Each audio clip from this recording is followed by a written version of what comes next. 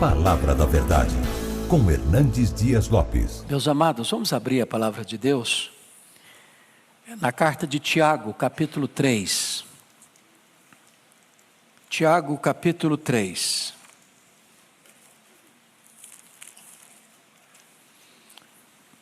Faremos a leitura do verso 1 ao verso 12.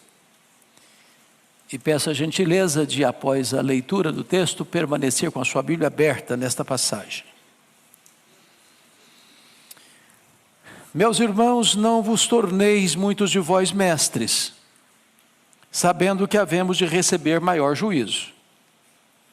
Porque todos tropeçamos em muitas coisas. Se alguém não tropeçar no falar, é perfeito varão, capaz de refrear também todo o corpo. Ora, se pomos freios na boca dos cavalos para nos obedecerem, também lhes dirigimos o corpo inteiro. Observai igualmente os navios, que sendo tão grandes e batidos de rijos ventos, por um pequeníssimo leme, são dirigidos para onde queira o impulso do timoneiro. Assim também a língua, pequeno órgão, se gaba de grandes coisas. Vede como uma fagulha põe em brasas tão grande selva. Ora, a língua é fogo, é mundo de iniquidade. A língua está situada entre os membros do nosso corpo e contamina o corpo inteiro. E não só põe em chamas toda a carreira da existência humana, como também é posta ela mesma em chamas pelo inferno. Pois toda espécie de feras, de aves, de répteis e de seres marinhos se doma, e tem sido domada pelo gênero humano. A língua, porém, nenhum dos homens é capaz de domar. É mal incontido, carregado de veneno mortífero. Com ela bendizemos ao Senhor e Pai, também com ela amaldiçoamos os homens feitos à semelhança de Deus. De uma só boca procede bênção e maldição. Meus irmãos, não é conveniente que estas coisas sejam assim. Acaso pode a fonte jorrar do mesmo lugar o que é doce e o que é amargoso? Acaso, meus irmãos, pode a figueira produzir azeitonas ou a videira figos? Tampouco fonte de água salgada pode dar água doce. Eu quero meditar com os meus amados sobre o tema cuidado com a sua língua. Cuidado com a sua língua. Bom, esse Tiago que escreve esta carta não é o Tiago apóstolo. O Tiago apóstolo foi assassinado em Jerusalém por ordem do rei Agripa I. Esse Tiago aqui é o filho de Maria, é o irmão de Jesus, que foi convertido apenas após a ressurreição de Jesus, e que se tornou um líder da igreja de Jerusalém. Inclusive foi ele quem presidiu o primeiro concílio da igreja em Jerusalém, conforme relatado em Atos capítulo 15. Tiago é considerado o livro de Provérbios do Novo Testamento. Talvez a carta mais prática que nós temos no Novo Testamento. Os historiadores dizem que Tiago foi um homem de oração a ponto de ser chamado o homem de joelhos de camelo. Tal a forma com que ele orava de joelhos, que engrossou seus joelhos, e ele era esse homem prático, por isso homem de oração. Nesta carta, ele carrega as tintas para enfatizar que o cristianismo prático passa pela nossa comunicação, passa pelo uso da língua. Se não, vejamos, olha aí capítulo 1, verso 19 comigo, e peço que você leia essa passagem comigo, toda a igreja comigo, Tiago 1,19, vamos juntos? Sabeis estas coisas, meus amados irmãos, todo homem, pois, esteja pronto para ouvir, tardio para falar, tardio para se irar. Então, o primeiro conselho dele na carta é: seja tardio para falar, pense melhor, pense bem. A língua é o megafone do coração. A língua só fala o que é produzido no coração. Então, reflita antes de falar. Segundo conselho, olha comigo capítulo 1, verso 26, vamos todos ler. Se alguém supõe ser religioso, deixando de refrear a língua, antes enganando o próprio coração, a sua religião é vã. Por que você engana o coração? Porque se você não refreia a língua e está dizendo meu coração é bom, mas a língua é má, tem uma incoerência aí, você está enganando a você mesmo. A língua é como esse painel do seu carro, é um espelho. Ele só vai reproduzir o que está programado. Você programa no seu celular, ele aparece no espelho. O coração é a fonte, a língua é o megafone do que é produzido no coração. Então, se você não refreia a sua língua, então a sua religião é de boca para fora, não é sincera, não é verdadeira, porque tudo emana e procede do coração. Vamos dar uma olhadinha agora no capítulo 4, verso 11. Olha aí comigo e vamos ler juntos. Vamos lá? Irmãos, não faleis mal uns dos outros. Aquele que fala mal do irmão, ou julga seu irmão, fala mal da lei, e julga a lei. Ora, se julgas a lei, não és observador da lei, mas juiz. Então, preste atenção.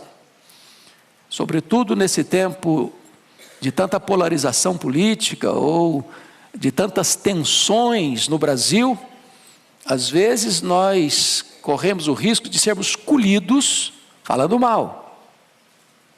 E às vezes falando mal de irmão. E Tiago está nos exortando aqui que nós não somos juízes, nós somos irmãos. E nós não devemos falar mal do irmão. Porque se estamos falando mal do irmão, nós estamos julgando a lei e não obedecendo a lei. Bom, mas agora nós vamos nos concentrar no texto. Porque não há nenhum texto da Bíblia tão exaustivo e tão lúcido e tão claro e tão detalhado sobre o problema da língua como Tiago capítulo 3. Aliás, antes propriamente de entrar nele, me permita mais dois textos da Bíblia que me impressionam muito. O primeiro deles é Provérbios 18, 21, quando diz que a morte e a vida estão no poder da língua. Quem bem utiliza, comerá do seu fruto. Ou seja, você pode dar vida, você pode matar um relacionamento, dependendo da maneira como você se comunica. Então a língua tem o poder de dar vida, a língua tem o poder de matar. Isso vale para o casamento, isso vale para a família, isso vale para os relacionamentos interpessoais, isso vale lá para a sua empresa, isso vale para os relacionamentos aqui da igreja. Mas o outro texto, irmãos, para mim é um dos mais complexos, até gravei esta semana um texto sobre ele, e eu gostaria que você olhasse comigo, Provérbios 6, dá uma olhadinha aí, versículos 16 a 19, todo pecado é abominação para Deus, não há pecadão, pecadinho, todo pecado é grave e é maligníssimo, mas há pecados que têm consequências mais graves. Olha comigo o que Salomão vai registrar em Provérbios 6, 16 a 19. Você pode ler comigo? Vamos juntos? 6 coisas o Senhor aborrece, e a 7ª a sua alma abomina. Então para um pouquinho.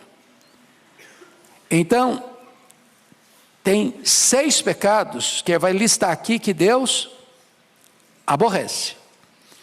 Ele vai citar um pecado dentre esses 6, que é o 7º, ou dentre esses 6 não, além desses 6, que é o 7º, que aí há uma força maior na expressão. A alma de Deus abomina.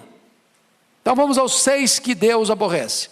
Primeiro, olhos altivos, orgulho. Deus aborrece orgulho.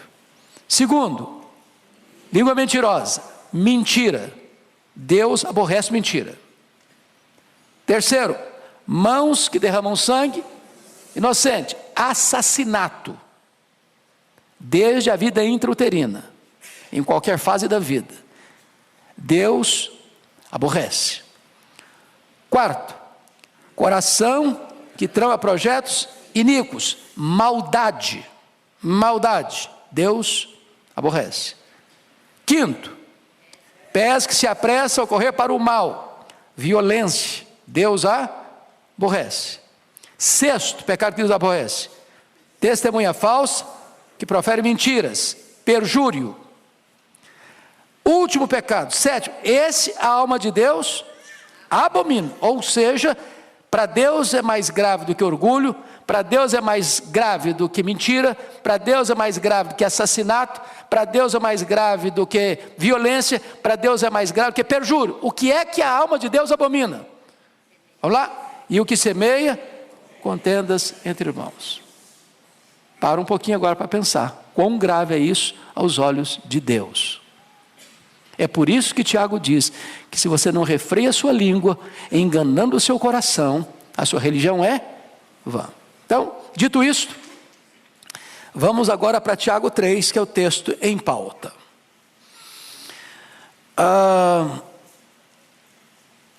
Começando com o verso 1, ele se dirige à igreja assim: meus irmãos. Quem são os meus irmãos? Capítulo 1, versículo 1, ele está se dirigindo às 12 tribos que se encontram na dispersão. Então é gente que está passando por lutas na vida.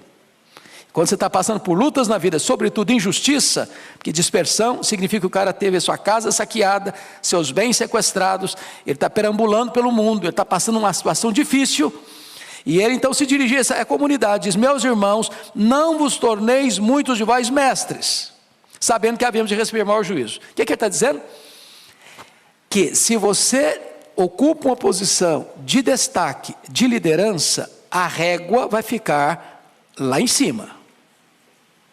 Quanto mais conhecimento, quanto mais responsabilidade, quanto mais liderança você exerce, maior é o grau de responsabilidade que vai se requerer de você, no trato da sua comunicação.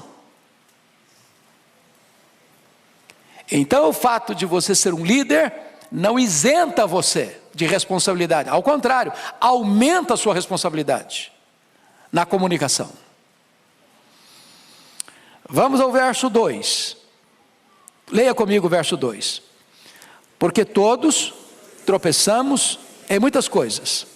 Se alguém não tropeça no falar, é perfeito varão, capaz de refrear também todo o corpo. Primeiro, Tiago está admitindo aqui que não tem ninguém que sobra, que fica como exceção no critério de não pecar, de não tropeçar. Ele diz todos. Então, o líder e o liderado, o maduro na fé e o neófito, todos tropeçamos. E ele diz em algumas coisas? Não, todos tropeçamos em muitas coisas. Então baixa a bola, porque nós não estamos aí com esse performance todo, não. Todos tropeçamos em muitas coisas. Ele está usando o todo para certamente enfatizar um aspecto específico. O maior obstáculo onde mais tropeçamos na vida é na nossa língua. Ela é tão comprida que ela serve de laço para os nossos pés. E agora, depois que ele trata disso, é como se ele mostrasse para nós duas figuras. Alguém já disse e eu concordo. A língua ou a palavra falada é como uma flecha que você lança. Depois que você a lançou, você não a recolhe mais. Falou, não dá para engolir mais essa palavra que você falou. Ela vai atingir, vai ferir, vai machucar alguém. Segunda figura. A língua é como você subir no alto de uma montanha e solta um saco de penas. Não dá para recolhê-las todas mais. Então, notinha de rodapé e conselho. Não discuta em mídias sociais. Isso é soltar um saco de penas. Não adianta depois, mas vou ter direito de resposta. Não, o que você falou vai alcançar um outro horizonte. O seu direito de resposta, ou a sua defesa, ou a sua apologia, não vai alcançar as mesmas pessoas. Então, cuidado, prudência. Porque falou, não dá para recolher todas as palavras mais. Bom, dito isto, então agora vamos observar algumas coisas interessantes. Ele vai usar aqui 6 figuras sobre a língua. A figura do freio, a figura do leme, a figura do fogo, a figura do veneno, a figura da fonte e a figura das árvores frutíferas. São 6 metáforas que ele vai usar. Instrutivas. Tiago é prático, Tiago é o Provérbios do Novo Testamento. E ele quer tornar esse assunto tão pedagógico, tão fácil de entendimento, que a melhor maneira de você ilustrar, ou orientar, ou clarear um conceito, é dando exemplo, usando figuras, imagens. Uma imagem ou um símbolo vale mais do que 1000 palavras. Então, notem comigo, por favor, versos 3 e 4. Vamos ler esses 2 versos juntos. Vamos lá? Ora, se pomos freio na boca dos cavalos para nos obedecer, também lhes dirigimos o corpo inteiro. Observai igualmente os navios, que sendo tão grandes e batidos de rijos ventos por um pequeníssimo leme, são dirigidos por onde quer o impulso do timoneiro. Então, quais são as 2 figuras que ele usa aqui? A figura do freio e a figura do leme. Eu não sei quantos aqui tiveram o privilégio, como eu, de nascer na roça, porque nascer na roça é um privilégio, sabia? É um privilégio, você tem conhecimento dos 2 lados da vida. E você já viu um potro, um cavalo jovem, com força? Ele é selvagem, ele não é dominado, não se pode montar nele, a não ser um profissional. Por quê? Porque ele tem força. E a força dele não está o quê? Domesticada.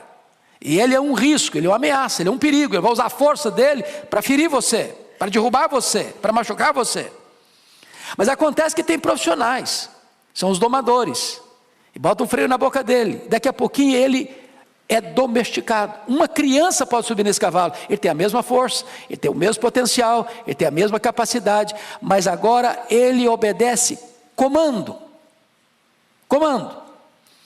Então, assim como o freio controla um cavalo que tem toda a força, mas não usa essa força para destruição, mas para o serviço, a língua, sendo um pequeno órgão no corpo, vai controlar você, para você não ser intempestivo, para você não ser destemperado, para você não trazer tragédias na hora de comunicar-se, mas ser o quê? Disciplinado. Segunda figura, um navio. Navio é grande, carrega muita carga, transporta muita gente, singra as águas dos oceanos mais profundos, suporta rajadas de ventos violentas, mas esse navio tão grande é dirigido por um pequeno leme, e o timoneiro está lá no leme, e vai guiando o navio, para que ele não se arrebente nos rochedos, para que ele não passe perto dos icebergs, e rasgue o casco, e chegue ao naufrágio. Esse pequeno leme na mão do timoneiro é que vai conduzir o navio para onde o timoneiro quer, um lugar seguro, para sair e chegar em segurança. O que ele está dizendo? Que a nossa língua tem o poder de nos dirigir no meio das tempestades da vida, para não nos arrebentarmos nos rochedos da história, para não sermos feridos e nem ferirmos alguém com a nossa língua. Se você controla a língua, você tem bênção sobre você, e bênção na vida dos outros. Deixa eu ilustrar como a fala pode ser abençoadora. Acho que todos vocês já leram e conhecem a história do pastor batista Martin Luther King, pastor batista, em Montgomery, no estado do Alabama. Ele se levanta em 1960 para combater de forma pacífica o problema da segregação racial nos Estados Unidos. E vocês se lembram do famoso discurso dele, I have a dream, eu tenho um sonho, proferido no Memorial de Lincoln, em 1963. onde ele diz que o sonho dele é que um dia os seus filhos fossem julgados pelo seu caráter e não pela cor da sua pele. Isso leva então os Estados Unidos, no ano seguinte, 1964, a sancionar a lei, acabando com a questão da segregação racial, e nesse mesmo ano ele recebe o título de Prêmio Nobel da Paz. Ele vem a ser assassinado no dia 4 de abril de 1968, em Memphis, no Tennessee, mas a causa pela qual ele se levantou e usou a sua língua para comunicar essa mensagem, trouxe uma grande vitória para o povo da América. Você pode usar a sua língua para transformar o local, para mudar o ambiente, para abençoar a nação, como você pode usar a sua língua também para semear contendas e guerras e tragédias, e a história está eivada de exemplos dessas tragédias. Vamos à segunda figura nos versos 5 a 6. Leia comigo, por favor, 5 e 6. Assim também a língua, pequeno órgão, se gaba de grandes coisas. Vede como a fagulha põe em brasas tão grande selva. Ora, a língua é fogo, é mundo de iniquidade. A língua está situada entre os membros do nosso corpo e contamina o corpo inteiro. E não só põe em chamas toda a carreira da existência humana, como também é posta ela mesma em chamas pelo inferno. Então agora ele está usando duas figuras. Ele está usando a figura do fogo. E lá no versículo 8 é que vai usar a figura do veneno. Eu não vou explorar aqui por enquanto. Mas vamos pensar aqui nessa figura do verso 5. Vede como uma fagulha põe em brasas tão grande selva. Vocês certamente estão acompanhando e acompanhar, graças a Deus as chuvas estão chegando, mas nós vivemos meses agora, um mês e pouco, uma das maiores tragédias no Brasil. Um incêndio criminoso que atinge o Brasil de norte a sul, de leste a oeste. E vocês acompanharam que muitas pessoas fizeram isso propositadamente, acendendo um isqueiro, ou jogando uma guimba de cigarro, queimando pastagens, matando o gado, queimando lavouras, destruindo florestas, apenas um risco de um palito de fósforo que você sopra e apaga, ou um isqueiro que você acende para acender um cigarro, acender um fogo num fogareiro, pode gerar um incêndio de proporções terríveis, devastadoras, causando morte, destruição, prejuízo. Talvez nós pudéssemos usar um segundo exemplo, que vocês também devem ter informação. O incêndio que aconteceu no dia 8 a 10 de outubro de 1971 em Chicago, quando Moody fazia lá uma cruzada. Para vocês terem uma ideia da gravidade desse incêndio, 100 mil casas atingidas, 17.500 prédios atingidos, centenas de pessoas mortas. Um incêndio que começou num estábulo, coisa pequena, mas que ganhou proporções devastadoras. Devastadoras. Ou poderíamos ainda citar o incêndio de 17 a 24 de julho do ano 64, na capital do Império Romano, a cidade de Roma. Quando dos 14 bairros de Roma, 10 foram devastados pelas chamas. O que Tiago está nos informando? Que uma palavra mal colocada, maldita, ou bota junto, maldita, ela pode ter uma destruição devastadora. Uma palavra maligna, maldosa, uma espécie de assassinato de reputação. Pode macular a honra de uma pessoa, pode destruir a imagem de uma pessoa, pode provocar uma guerra, pode provocar separação, pode trazer consequências absolutamente destruidoras na vida de pessoas, de instituições, de igrejas, até de uma nação. Então, é necessário ter esta percepção. Versículo 6, veja comigo o que Tiago vai dizer. Além da língua ser uma fagulha de fogo, ele vai dizer que a língua contamina e destrói. Versículo 6, ora, a língua é fogo. Preste atenção, ele não diz que a língua é como fogo. Agora ele não está ilustrando, agora está fazendo uma afirmação. A língua é fogo. Fogo queima, fogo dói, fogo destrói, fogo mata. A língua é fogo. Mas ela não é apenas fogo. Ela é o quê? Mundo de iniquidade. Ela contamina o corpo inteiro. A língua está situada entre os membros do nosso corpo e contamina o corpo inteiro. O veneno que está na língua vaza, espreme, esguicha para o corpo inteiro. Alguém já disse que a fera mais peçonhenta do mundo está escondida atrás da toca dos dentes. Pensa numa cobra venenosa. A língua é mais venenosa. Pensa num fogaréu. A língua é um fogo mais perigoso ainda. Agora veja você a afirmação. E não só põe em chamas a carreira da existência humana. Você já pensou que é isso? Ele está dizendo, a língua mata. Quantos assassinatos, irmãos, surgiram na história?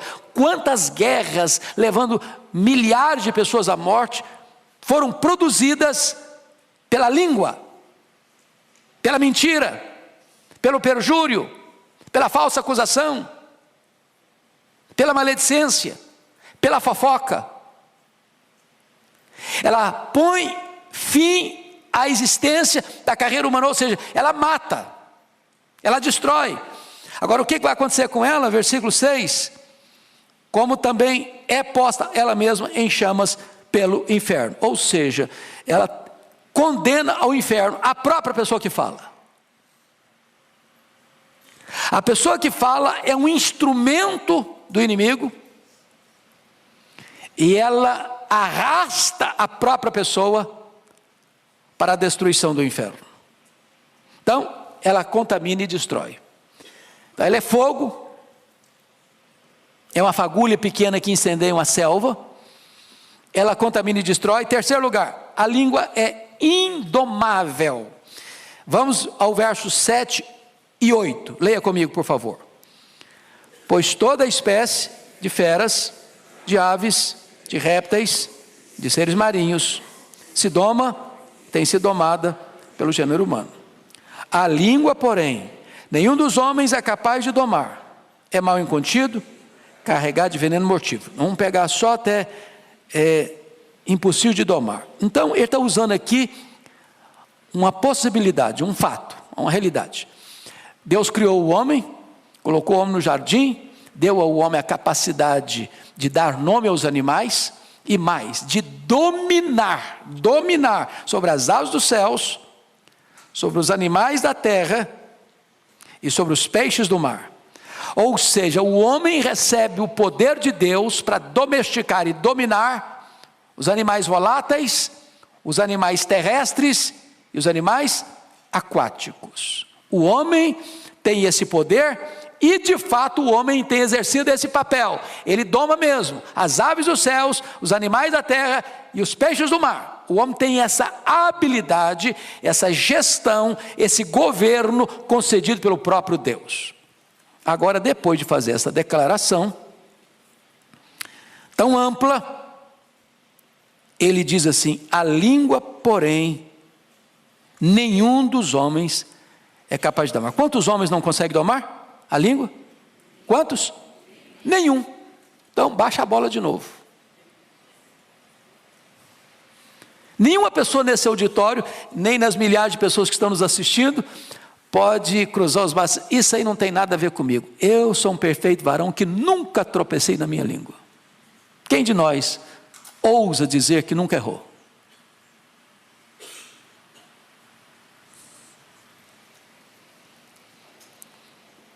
Essa é uma exortação para mim, para você, para nós. Indomável. Indomável.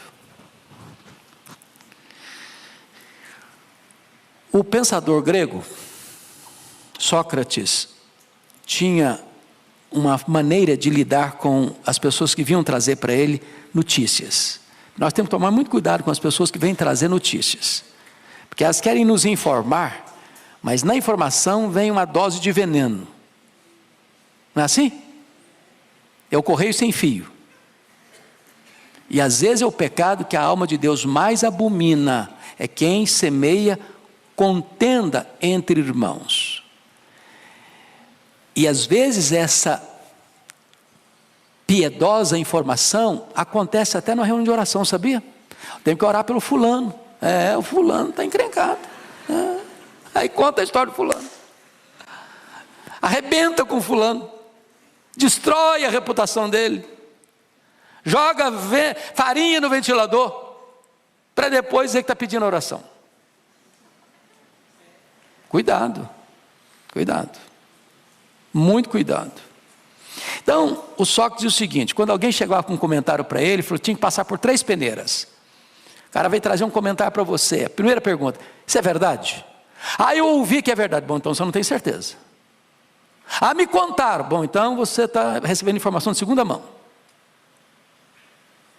Segunda peneira: você já falou isso para a pessoa? Você está trazendo informação da outra pessoa, já falou com ela? Se não falou com ela, não vem falar para mim. Ela que tem que saber. É sobre a vida dela. Terceira peneira: isso vai ajudar a resolver o problema? Você me contar? Porque se não vai ajudar, nem me conte, não tem interesse em saber. Bom, esse cara não era crente, mas o conselho serve. O conselho serve. É verdade? Você já falou para a pessoa? Isso vai ajudar a resolver o problema? Então, cuidado com essa língua que é rebelde, é um cavalo que não se doma, é um navio sem leme. Cuidado. Mas aí ele vai usar uma outra figura agora, como disse para vocês, que é a figura do fogo e a figura do veneno. Olha o versículo 8, parte B.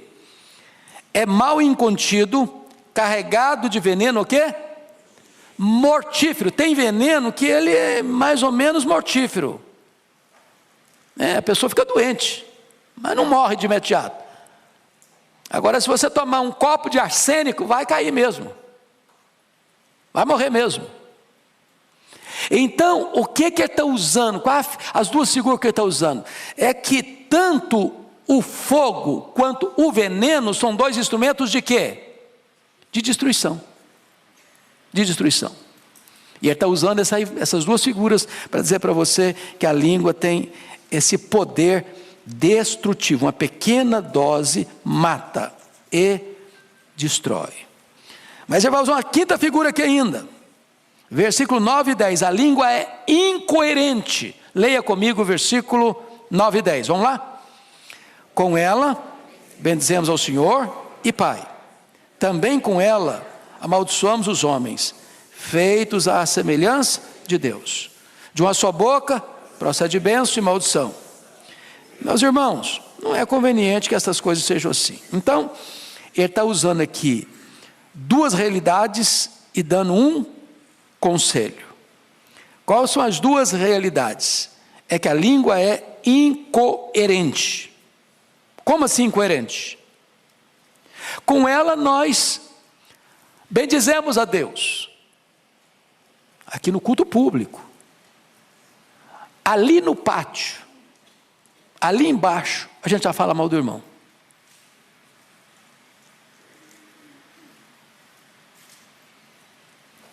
Como assim? A mesma língua? Que acabou de bendizer a Deus, está amaldiçoando alguém que foi feito à imagem de Deus? Olha a incoerência. Existe uma mesma língua, procede bênção e maldição. Eu abençoo e eu amaldiçoo, com a mesma língua. Incoerente, inconsistência. Agora, isso é a realidade, mas não é o conveniente. Ele exorta. E qual é a exortação dele? Meus irmãos, ele está fazendo um apelo para os irmãos. Veja que ele não está falando para os ímpios, ele não está falando para os pagãos. Ele não está falando para a gente não convertida. Ele está falando para a gente que nasceu de novo. Meus irmãos, isso não é conveniente. Não é porque as coisas acontecem que você agora, não, mas é isso mesmo, nós somos todo mundo fraco mesmo, nós somos tudo pecador mesmo, então deixa eu soltar a língua, deixa eu soltar mesmo o verbo, deixa eu falar o que eu quiser falar, e ninguém tem nada a ver com isso. Tem sim. Tem sim. Aquele que não refreia a sua língua, enganando o próprio coração, a sua religião é o quê? Vã. Bom, dito isto, vamos encerrar com o último ponto que ele menciona para nós. Se a língua tem o poder de dirigir, como o freio do cavalo e o leme do navio, se a língua tem o poder de destruir, como o fogo e o veneno, em terceiro lugar, a língua tem o poder de deleitar, como uma fonte e como uma árvore frutífera. Essa é a linguagem dele dos versos 11 e 12. Leia comigo, toda a igreja. Acaso pode a fonte jorrar do mesmo lugar o que é doce e o que é amargo? Acaso, meus irmãos, pode a figueira produzir azeitonas, ou a videira figos? Tampouco fonte de água salgada poderá água doce. Ele está, de certa forma, só mudando as figuras para mostrar novamente a incoerência da língua. Perceberam? Ele está usando uma outra imagem agora. Outra imagem. Agora não é bem dizer e falar mal do irmão, nem abençoar e maldizer. Ele está usando agora uma linguagem da agricultura, do campo. Então ele está falando de uma fonte. Uma fonte é o lugar de você se dessedentar, sobretudo no Oriente, onde isso era raro. Então você chega e vê uma fonte e você bebe. Vocês se lembram, quando o povo saiu do Israel, chegou no deserto e viram água e foram todos beber com muita gana, e quando beberam, o que estava acontecendo? A água era amarga, não dá para beber. Então você tem fonte de água doce e tem fonte de água salobra. Agora você nunca vai ver uma fonte produzir água doce e daqui a pouquinho água salobra ao mesmo tempo. Se é água doce, é água doce. Se é água salobra, é água salobra. O problema é que a língua é tão complexa, que às vezes dessa mesma fonte sai água doce, dessa mesma fonte sai água salgada. A mesma língua que abençoa, amaldiçoa. A mesma língua que glorifica a Deus, fala mal do irmão. Aí vou usar outra figura, a figura da árvore. Ele diz assim, versículo 12: acaso, meus irmãos, pode a figueira produzir azeitonas? A figueira produz o quê? Figo. Azeitona, a videira produz o quê? Uva. É isso mesmo que eu falei? Eu me confundi. Vamos de novo. Acaso, meus irmãos, pode a figueira produzir azeitona? Então figueira produz o quê? Figo. O que produz azeitona? Oliveira. A videira produz o quê? Uva. Ela não produz o quê? Figo. O que produz figo? Figueira. O que ele está dizendo? A fonte produz aquilo que é da natureza dela produzir. Ela é fonte doce ou salgada? A árvore produz segundo a sua espécie. Você não vai colher azeitona de figueira. Você não vai colher uva de oliveira. Então, se cada árvore produz o seu fruto de acordo com a sua espécie, o que nós fomos? Regenerados.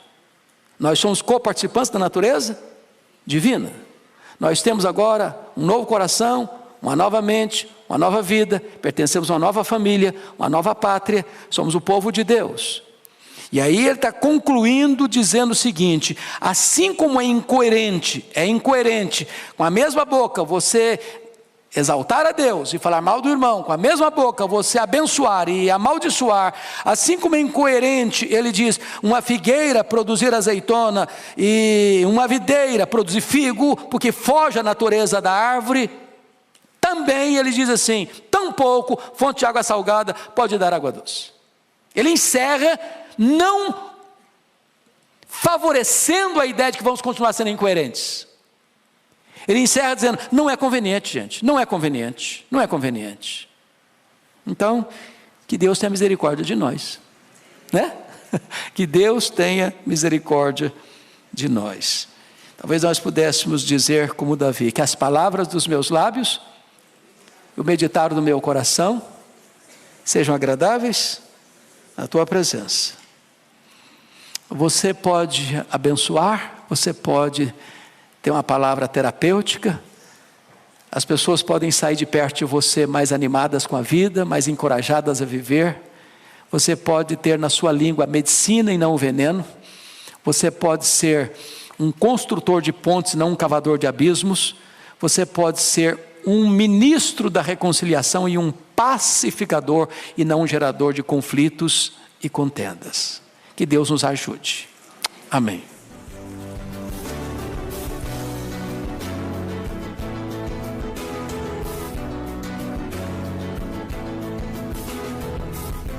Palavra da Verdade, com Hernandes Dias Lopes.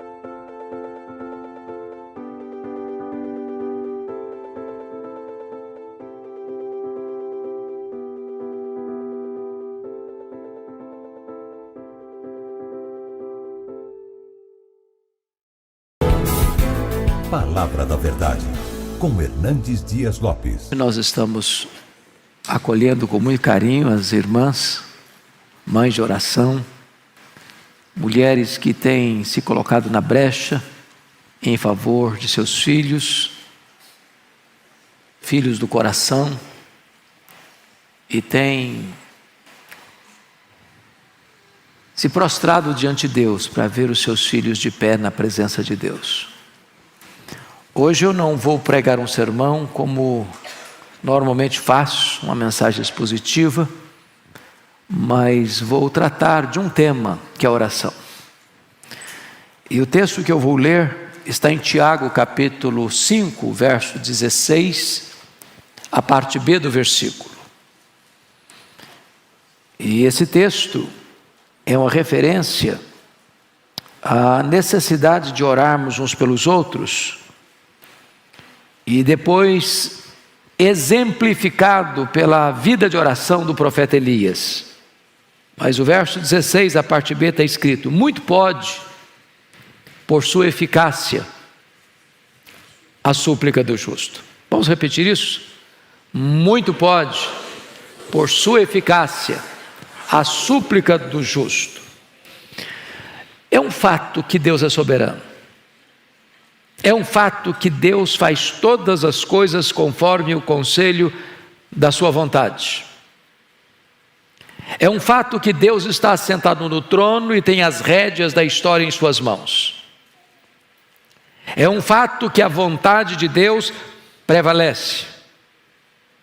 Entretanto, Deus, na sua soberania, decidiu agir através da oração do seu povo. Há pessoas que dizem: não, oração não muda nada. Não é o que eu vejo na Bíblia. Deus muda circunstâncias através da oração. Deus transforma pessoas através da oração. Deus cura enfermos através da oração. Deus restaura filhos e filhas através da resposta à oração. Deus visita a sua igreja e fortalece a sua igreja em resposta à oração. Deus traz avivamento às nações em resposta à oração. Deus age por meio da oração. A oração não é para gente forte. A oração é para gente fraca. Nós não oramos porque somos fortes. Nós oramos porque, de fato, temos consciência da nossa fraqueza. Mas a oração é a força mais extraordinária que age na terra, porque a oração une a fraqueza humana à onipotência divina. A oração conecta o altar da terra com o trono do céu.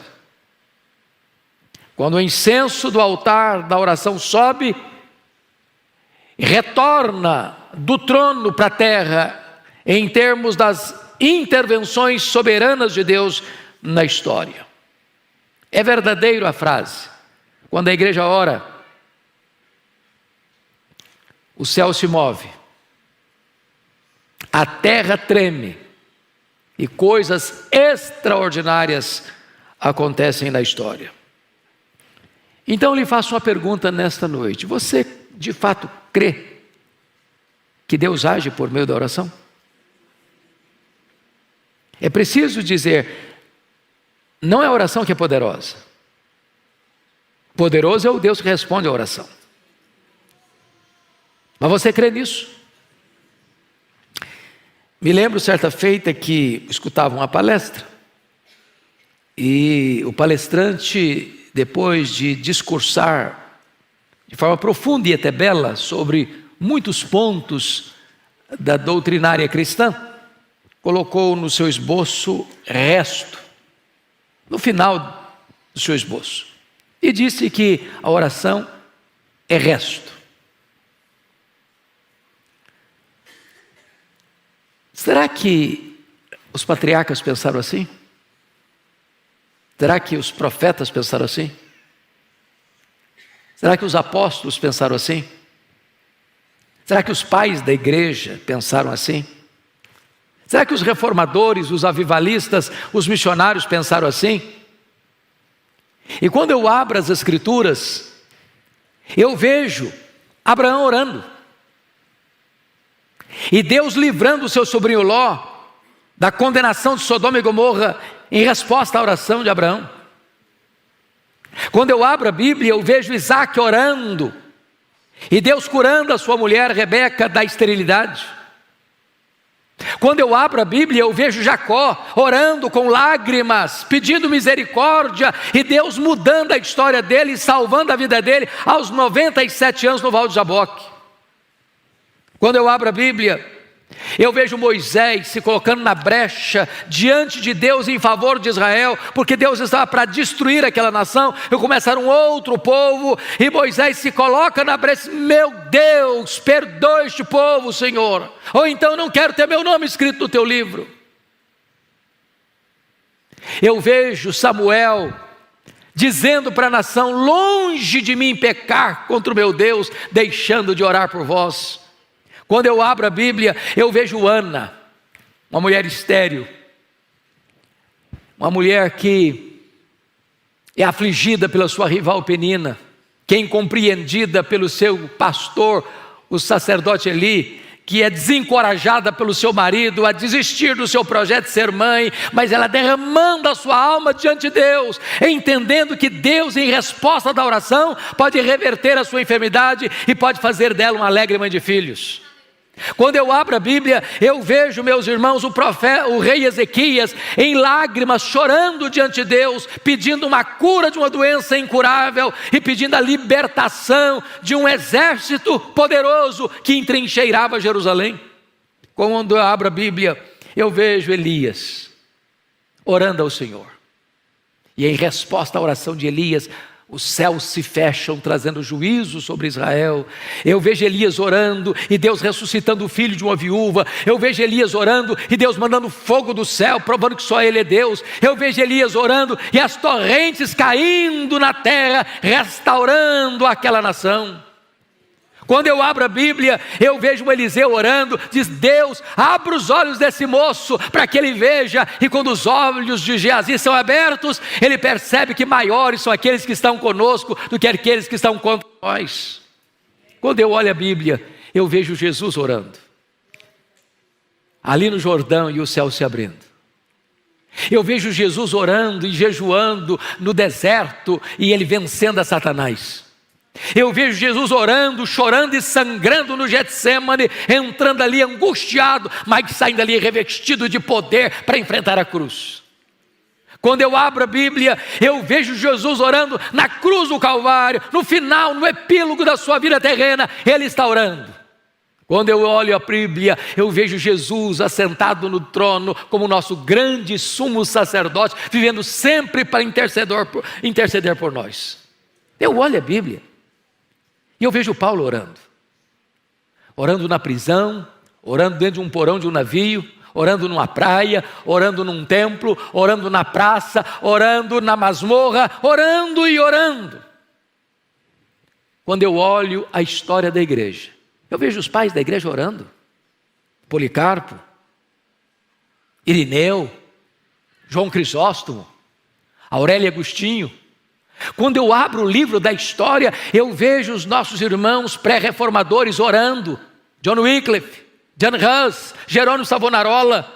Quando eu abro o livro da história, eu vejo os reformadores orando, eu vejo Lutero orando, eu vejo Calvino orando, eu vejo John Knox orando e clamando e chorando diante de Deus: dá-me a Escócia para Jesus, senão eu morro. Quando eu olho para a história, eu vejo, meus amados, os avivalistas orando. E o avivamento chega em 1739 na Inglaterra, e o avivamento chega em 1745 na Nova Inglaterra, em Massachusetts. Quando eu vejo os avivalistas orando, eu vejo o grande avivamento de 1857 nos Estados Unidos, eu vejo o grande avivamento de 1904 no país de Gales, eu vejo o grande avivamento de 1907 na Coreia do Sul, eu vejo o grande avivamento, meus amados irmãos, na missão Quassisabanta em 1966, quando a igreja ora, o Espírito Santo é derramado sobre o seu povo. Quando eu abro o livro da história, eu vejo os missionários orando, William Carey, Hudson Taylor, eu vejo David Brainerd, eu vejo Carlos Studd, eu vejo John Hyde orando, e orando, e orando. Quando eu olho para a história, eu vejo que os crentes que impactaram o mundo foram homens e mulheres de oração. E eu gostaria que hoje você pudesse parar, pensar um pouco comigo. Por que nós precisamos de orar hoje? Porque este avivamento que nós tanto desejamos na nossa vida, dentro da nossa casa, atingindo os nossos filhos, reverberando para a igreja, impactando a sociedade, transformando a tessitura da nação, vem em resposta da oração. Não foi assim no Pentecostes? Quando o Senhor Jesus Cristo se dirigiu aos seus discípulos dizendo: permanecei na cidade até que do alto sejais revestidos de poder. E eles entenderam que esse permanecer não era um permanecer calados ou acomodados ou omissos ou acovardados, porque diz a Escritura lá em Atos 1,14 que todos retornaram para o cenáculo e todos perseveraram unânimes em oração e fizeram isso durante 10 dias ininterruptamente, quando de repente, num domingo, às 9 horas da manhã, os céus se fenderam, o Espírito Santo foi derramado, um vento impetuoso entrou naquela casa, línguas como de fogo pousando uma sobre cada um deles, e todos ficaram cheios do Espírito Santo e passaram a falar em outras línguas as grandezas de Deus. Eu vejo, meus amados irmãos, que a oração é a base do avivamento.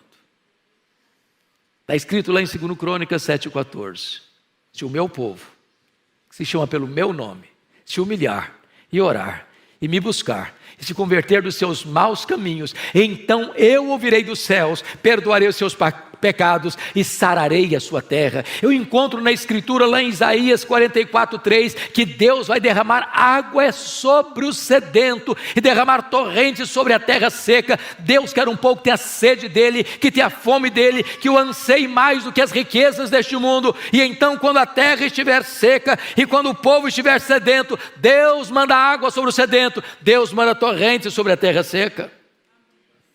Eu fico olhando a história, e vocês muito conhecem a história de Charles Haddon Spurgeon, um príncipe dos pregadores do século XIX, um homem que enfrenta o liberalismo teológico que estava devastando a igreja, que permaneceu firme, fiel, pregando o evangelho com grande graça e poder na cidade de Londres, recebendo milhares e milhares de pessoas todos os domingos para ouvir o evangelho. E alguém um dia perguntou ao Spurgeon qual o segredo do crescimento desta igreja e do impacto que esta igreja tem em Londres, na Inglaterra e no mundo. E ele respondeu: é que esta igreja tem uma usina de poder.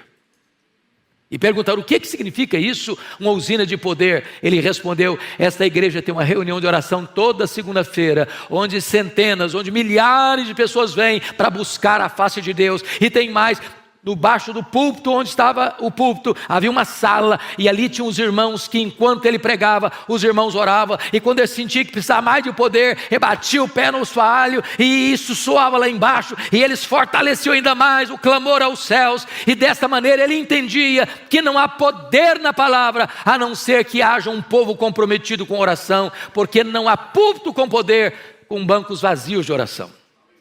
Amados irmãos, eu olho para a história e vejo o que aconteceu nos Estados Unidos em 1857. Acho que vocês bem sabem da história do colapso financeiro que atingiu a América no ano de 1850. Naquela época, os bancos faliram, as estradas de ferro que transportavam seus produtos por país afora entraram em colapso. O desemprego era galopante, a economia estava em frangalhos, e então é nessa situação de grande crise financeira e econômica que um missionário urbano, Jeremias Lampier, no dia 1º de julho de 1857, assume o posto de um missionário urbano. E então ele escreve um folheto, e ele distribui esse folheto em Nova York. E ele chama homens de negócio, porque ele era um homem de negócio, para vir orar com ele num hotel em Nova York. Na primeira semana vieram 6 pessoas. Na segunda semana tinha 40 pessoas. Em 6 meses tinham 10.000 homens orando em Nova York por um grande avivamento espiritual. Em 2 anos, mais de 2 milhões de pessoas convertidas. Fruto desse avivamento, um jovem de 26 anos, que estudou no seminário de Princeton, ouvindo Charles Hodge pregar um sermão de missiologia, ele me diz: meu Deus, eu quero ir para o Brasil. Alguém disse: você é louco, aquele país é um país muito pobre, aquele país tem doenças endêmicas, você é filho caçula, a sua mãe já está idosa, você tem igrejas grandes aqui na América que podem receber você. E ele diz: o lugar mais seguro para um homem estar é no centro da vontade de Deus. E como fruto desse avivamento, ele vem ao Brasil e chega aqui no dia 12 de agosto de 1859 para plantar a Igreja Presbiteriana do Brasil, fruto daquele poderoso avivamento espiritual. Amados, o texto é claro: muito pode por sua eficácia, a súplica do justo. E eu queria aqui trazer apenas 5 aplicações do que significa isso. Primeiro, Deus liberta filhos cativos por meio da oração.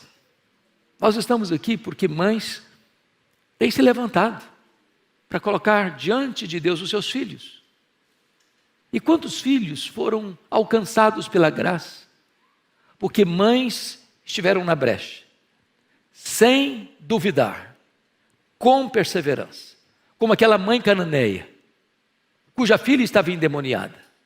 Aquela moça não tinha condições de ir a Jesus, nem de fazer qualquer pedido a Jesus. Ela vivia totalmente tomada e dominada por forças malignas.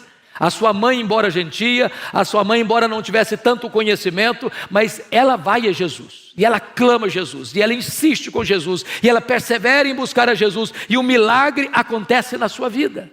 O Senhor Jesus liberta a sua filha. Eu fico olhando a história, por exemplo, de Mônica, que orou por Agostinho 30 anos. 30 anos, era um homem culto, ele era um professor de oratória, mas era um homem devasso, e ela orou, e ela chorou, e ela orou, e ela chorou, até que o seu filho se converteu ao Senhor Jesus Cristo, e mais tarde o Ambrósio foi a dizer, um filho de tantas lágrimas não poderia se perder. Deus age e liberta e salva por meio da oração. Eu não sei quantas de vocês, ou quantos de vocês, já leram o meu livro Mães Intercessoras, que eu tive o privilégio de convidar Dona Eusa Lidório para prefaciar. Dona Eusa Lidório, no prefácio desse livro, narra uma história que o Ronaldo Lidório vivenciou entre os quechuas, no Sendero Luminoso, lá no Peru, quando ele era ainda seminarista. Ele foi para lá para fazer um trabalho missionário. E naquele tempo, o Sendero Luminoso, um grupo terrorista, estava prendendo cristãos, matando cristãos. E todos sabiam que se um Sendero Luminoso entrasse numa igreja e capturasse alguém, era impossível capturar essa pessoa ou resgatar essa pessoa com vida. E o Ronaldo estava pregando, quando entra o Sendero Luminoso, e apanha ele e é o companheiro dele. Colocaram um capuz, jogaram dentro de um carro e saíram às pressas para ser levado para o pelotão do fuzilamento, para o paredão do fuzilamento. E o Ronaldo relata o fato de que houve muita angústia no coração dele. E naquele período em que ele estava sendo levado e sabendo para onde ele estava sendo levado e qual seria o seu destino, ele disse, meu Deus, eu não estou em paz, então se o Senhor quer que eu morra, o Senhor me dê paz, mas se o Senhor me der vida, eu quero consagrar mesmo a minha vida para dedicar toda a minha história para a pregação do Evangelho. Mas curiosamente, naquela noite, a sua mãe, que estava aqui no Brasil, foi despertada, inquietada, angústia na alma, e ela levantou da sua cama e andava de um lado para o outro, disse, meu Deus, eu não sei o que está acontecendo com meu filho, eu não sei o que está ocorrendo com ele, mas eu estou com o coração aflito, então Senhor, onde ele estiver, como ele estiver, manda os teus anjos, envia o teu socorro, traz o teu livramento. E o Ronaldo disse que quando ele estava sendo levado, tirado do carro para ir para o paredão, passa um carro com muito barulho, e o toma e o enfia dentro do carro, e sai correndo com ele. E ele foi liberto de uma maneira extraordinária, porque naquela noite, Deus levantou uma mãe aflita, mas intercessora, para colocar-se na brecha em favor do seu filho. Deus responde oração, e levanta filhos, e restaura filhos, e salva filhos, em resposta à oração de sua mãe. Mas amados, notem vocês que Deus reverte situações humanamente impossíveis em resposta de oração. Quantas pessoas que já escutei isso, na oração não muda nada, a oração só muda você, mas nada vai mudar em Deus. Irmãos amados, o Senhor diz, a Bíblia ensina assim, pedi, dar-se-vos-á, buscai e achareis, batei e abrir-se-vos-á, porque todo que pede, recebe, todo que busca, encontra, todo que bate, abrir-se-lhe-á. Nada tendes, diz a Escritura, porque nada pedis. Então quando você pede, você recebe. Pense comigo na história do rei Ezequias. O próprio Deus tinha mandado o profeta Isaías na casa dele para dar uma ordem, um veredito, um ultimato: põe em ordem a tua casa porque morrerás. E Ezequias ora e chora, e Deus muda o quadro, Deus muda o diagnóstico, Deus muda a sentença, Deus muda o ultimato, e manda de volta o profeta lá dizendo: olha, eu ouvi a tua oração, eu ouvi as tuas lágrimas, e eu te curarei, e eu libertarei Jerusalém do poder da Síria. Olha a história comigo de Pedro, lá em Atos 12, ele está preso, guardado numa prisão de segurança máxima, com 3 escoltas de 4 soldados cada uma. A morte dele já estava lavrada, a sentença dele já estava definida, ele morreria depois da festa, mas em resposta à oração da igreja que se colocou na brecha em favor dele, Deus mandou um anjo e tirou da prisão máxima e libertou Pedro, e aquele que haveria de matá-lo é quem morre. Deus reverte a situação em resposta à oração. Olha comigo a história de Paulo e Silas. Eles estão presos num tronco, no cárcere interior, com os pés amarrados com ferros, com as costas ensanguentadas, numa situação dramática. Mas diz a Escritura que por volta da meia-noite eles cantam e eles oram, e Deus manda um terremoto, e a única coisa que me impressiona é que esse terremoto só quebra as algemas e só abre as portas, mas não traz nenhuma consequência, nenhum desastre, nem nada cai na cabeça deles, nenhuma pessoa soterrada, e apenas os grilhões são partidos. Em resposta à oração, meus irmãos, Deus fecha a boca de leões. Em resposta à oração, Deus apaga a fúria das chamas do fogo. Em resposta à oração, os mortos ressuscitam. Em resposta à oração, os demônios batem em retirada. Em resposta à oração, a igreja avança no poder do Espírito Santo. Louvado seja o Senhor. Quando a igreja ora, Deus age. Deus age. E eu gostaria de encorajar você, mãe, a continuar orando. Não abra mão de seus filhos, não abra mão do seu marido, não abra mão da sua esposa, não abra mão dos seus filhos, não abra mão dos seus netos, não abra mão da sua família, não abra mão de ver Deus fazendo maravilhas, maravilhas. Deus pode tirar as escamas dos olhos, Deus pode tirar o tampão dos ouvidos, Deus pode tirar o coração de pedra e dar um coração de carne, Deus pode responder a oração. Sabe por quê? Porque muito pode pela sua eficácia a súplica do justo. Que Deus nos ajude, que Deus nos abençoe, que Deus nos levante como intercessores nesta noite. Amém.